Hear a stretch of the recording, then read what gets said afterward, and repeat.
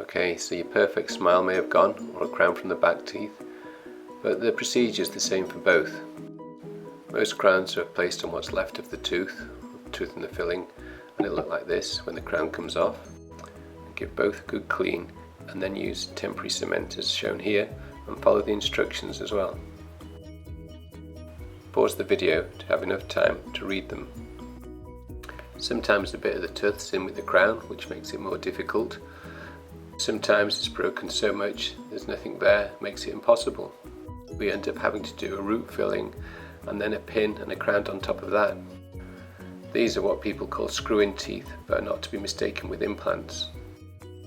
So the crown comes on with a metal pin, and you can do the same. You give it all a good clean, give the tooth a clean as best you can, and cement it back in. If there's a problem cementing it in, it may be because the root's broken.